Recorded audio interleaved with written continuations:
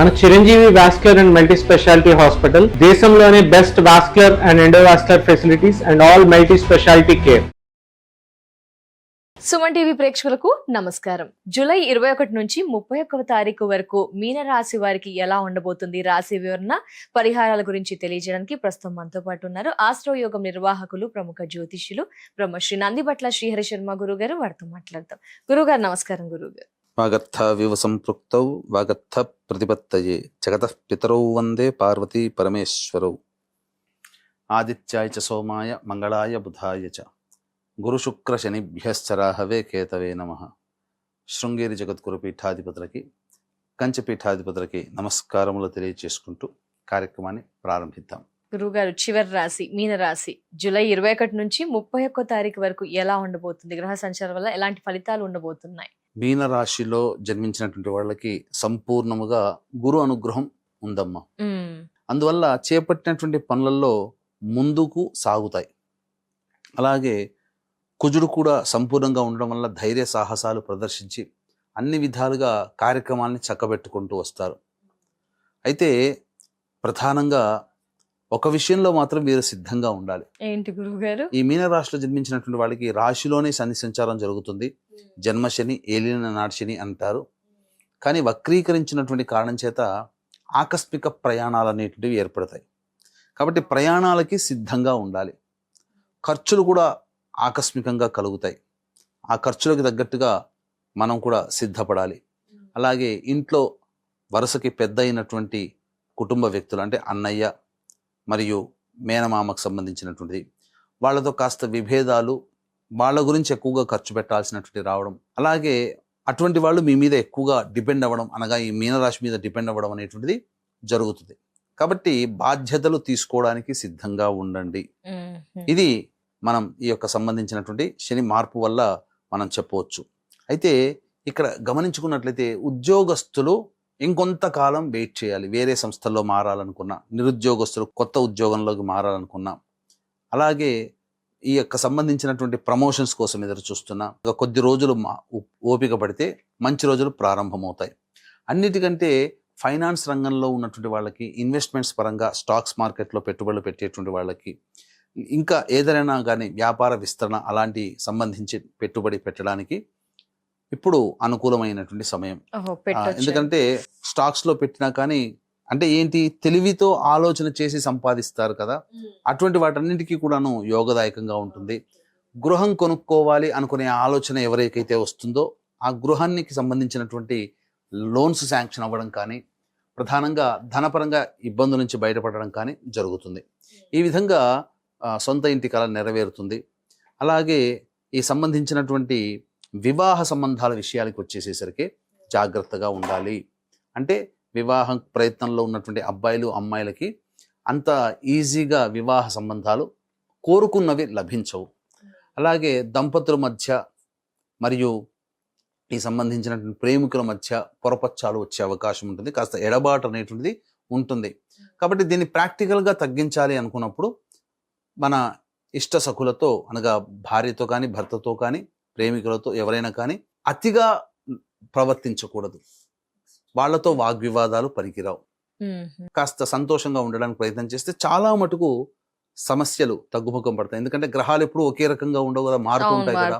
ఈ మార్పునటువంటి మారనంత వరకు జరిగే ఇబ్బందులు ఇవి. ఒకసారి గ్రహాలు కొన్ని మారుతూ ఉన్నాయనుకోండి, ఆటోమేటిక్గా ఆ ఇబ్బంది నుంచి బయటపడతారు. కాకపోతే ఇప్పుడు ఉన్నటువంటి సమస్య ఏంటనంటే, ఇప్పుడు గ్రహాలు ఈ విధంగా ఉంది, ఈ విధంగా తెలియచేస్తున్నప్పుడు ఆ గ్రహాలు ఏం చెప్తున్నాయో దానికి తగ్గట్టు కనుక మనం ప్రయాణం చేసినట్లయితే తప్పకుండా ఈ యొక్క సంబంధించినటువంటి సమస్యలు, అనగా దాంపత్య సమస్యలు, ఇవన్నీ కూడా తొలగిపోతాయి. లేకపోతే ఇక్కడ ప్రారంభమైనటువంటిది ఎంతమంది కూర్చొని ఉన్నా సరిచేయలేనటువంటి పరిస్థితికి వెళ్ళిపోతుంది. కాబట్టి దంపతులు కాస్త జాగ్రత్తగా ఉండాలి. వ్యాపార భాగస్వాములు కూడా ఒకరి మీద ఒకరు దూషించుకోకుండా, ఒకరిని ఇంకొకరు గౌరవించుకుంటూ ఉంటే కూడా చాలా మటుకు ఆ యొక్క భాగస్వామ్య వ్యాపారం నిలకడగా ముందుకు సాగుతుంది అని చెప్పవచ్చు. ఇక ప్రధానంగా ఈ యొక్క శని వక్రీకరించిన కారణం చేత ప్రధానంగా ఏం జరుగుతుంది, ఇంట్లోనే కొన్ని వస్తువులు చోరీకి గురయ్యే అవకాశం గోచరమవుతుంది. విలువైన వస్తువులు చోరీకి గురవుతాయి. వస్తువులు కానీ, ఆభరణాలు కానీ, దుస్తులు కానీ చోరీకి గురవుతాయని చెప్పవచ్చు. ఇక అన్ని విధాలుగా విద్యార్థులకి యోగదాయకంగా ఉంటుంది. కోరుకున్న కళాశాలలో ప్రవేశం లభించి విదేశీ యానానికి అనుకూలమైనటువంటి పరిస్థితులు ఏర్పడతాయి ఈ మీనరాశిలో జన్మించినటువంటి వారికి అని చెప్పొచ్చు. ఏ తర్వాత మిశ్రమమైనటువంటి ఫలితాలు ఈ యొక్క మీనరాశిలో జన్మించినటువంటి వారు పొందుతారు అని చెప్పవచ్చు. గురుగారు, మరి ఏంటి ఆదాయ వ్యయ మానసిక పరిస్థితులు ఎలా ఉండబోతున్నాయి 21 నుంచి 31వ తారీఖు వరకు? ప్రధానంగా గమనించుకున్నట్లయితే ఇప్పుడు ప్రతి కుటుంబంలో కూడా సమస్య లేని కుటుంబం లేదమ్మా. ప్రతి మానవులకి అవును కూడా గురుగారు. ఏదో ఒక రకమైనటువంటి ఫ్రస్ట్రేషన్స్ తో ఉన్నారు. మానసిక ప్రశాంతత లేక, ఇల్లు కట్టుకోవాలని కోరిక నెరవేరక, శత్రు ఫైనాన్షియల్ సమస్యలు, ప్రాబ్లమ్స్. కోర్టు సమస్యలు, అలాగే ప్రయోగ బాధలు, ఆర్థిక పరంగా ఫైనాన్షియల్ ప్రాబ్లమ్స్ అనేటువంటివి ఉండడము, అలాగే విద్య, వివాహ, ఉద్యోగ, దాంపత్య, అనారోగ్య సమస్యలు ఎక్కువగా ఉండడము. దీనికి తోబాటుగా శని వక్రీకరిస్తున్నాడు 27వ తారీఖు నుంచి. కాబట్టి 12 రాశుల వారికి కూడా ఏదో ఒక రకమైన ఎఫెక్ట్ మాత్రం శని ప్రభావం వల్ల కలుగుతుంది. కాబట్టి వీటన్నిటికీ నివారించడం కోసమే తొలి ఏకాదశి సందర్భంగా జూలై 25వ తేదీన రాత్రి 9 గంటలకి మన పీఠం ఆధ్వర్యంలో ఈ సంబంధించినటువంటి వారాహి, ప్రత్యంగిర, బగళాముఖి, రాజశ్యామల, ధూమావతి, శనైశ్చర హోమాది కార్యక్రమాలు అనేటువంటి జరిపించి పూజ చేసిన వారాహి మాల ఇవ్వడం జరుగుతుంది. ఈ కార్యక్రమంలో గోత్రనామాదులు నమోదు చేసుకునేటువంటి భక్తులు జూలై 25వ తారీఖు రాత్రి 8 గంటల లోపల నమోదు చేసుకోవచ్చు. ఇక 21వ తారీఖు రోజున కనుక చూసుకున్నట్లయితే అన్ని విధాలుగా ఆనందదాయకంగా ఉంటుంది. కుటుంబ సభ్యులు, బంధుమిత్రుల యొక్క సహాయ సహకారాలు లభించి సంతోషంగా గడుపుతారు. రాని బాకీలు వసూలవుతాయి. ఖర్చుకు మించిన ఆదాయం కూడా లభిస్తుంది. 22, 23వ తేదీల్లో మాత్రం మానసికమైనటువంటి ఆందోళన అధికంగా ఉంటుంది. ఏ పని చేయాలన్న ఆసక్తి ఉండదు. ఇబ్బందికర పరిస్థితులు అనేటువంటివి ఎక్కువగా గోచరం అవుతున్నాయని చెప్పవచ్చు. ఇక 24, 25, 26 ఈ తేదీలలో సంతాన మూలకంగా విభేదాలు, ఖర్చులు, సమస్యలు పెరుగుతాయి. అలాగే తండ్రి గారి ఆరోగ్యం పట్ల శ్రద్ధ వహించాలి. అనవసరమైనటువంటి ఖర్చులు కూడా ఎక్కువగా ఉంటాయని చెప్పవచ్చు. ఆస్తిపాస్తులకు సంబంధించిన వ్యవహారాలు చర్చకు వస్తాయి. ఇక 27, 28, 29, 30, 31 ఈ ఆఖరి 5 రోజులు మాత్రం చాలా అద్భుతంగా ఉంటుంది. ఏ పని చేయాలనుకున్నా కూడా కలిసి వస్తుంది. ఖర్చుకు మించిన ఆదాయం లభించడం ద్వారా సంతోషకరమైనటువంటి జీవితాన్ని పొందుతారు. అంతేకాకుండా కుటుంబ సభ్యులతో ఆనందంగా గడుపుతారని చెప్పవచ్చు. మరి ఏం పరిహారాలు పాటించాలి గురువుగారు మీనరాశి వారు? ప్రధానంగా ఈ యొక్క మీనరాశిలో జన్మించినటువంటి వారు ఈ సంబంధించినటువంటి అఘోర దేవుణ్ణి ఆరాధన చేయాలి. అఘోర పాశుపత మంత్ర హోమం కానీ, లేదా ఈ సంబంధించినటువంటి రుద్రుని సంబంధించినటువంటి అభిషేకం అనేటువంటిది ఈ 11 రోజుల పాటు కనుక చేయించుకుంటే చాలా మటుకు సమస్యలు తగ్గుముఖం పడతాయని చెప్పొచ్చు. ప్రతిరోజు కూడాను రుద్ర కవచ పారాయణం ఖచ్చితంగా చేయాల్సిందే, అందులో సందేహం లేదు.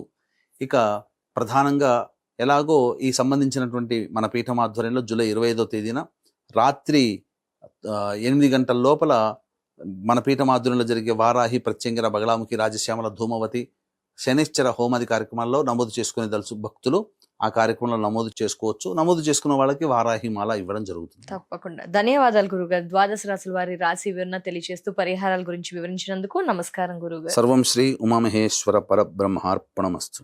సో వ్యూయర్స్ చూసారు కదా, రాశి వివరణ అయితే విన్నారు. గురువు గారి పరిహారాలు కూడా తెలియజేశారు కాబట్టి పాటించండి, మెరుగైన ఫలితాలని పొందండి. అలాగే గురువు గారి ఆధ్వర్యంలో జూలై 25న వారాహి అమ్మవారి పూజలో కానీ, హోమంలో కానీ మీ గోత్రనామాదులు నమోదు చేసుకోవాలనుకుంటే కనుక స్క్రీన్ పై నెంబర్ ఉంటుందండి, వెంటనే కాల్ చేసి మిగతా డీటెయిల్స్ ని తెలుసుకోండి. నమస్కారం.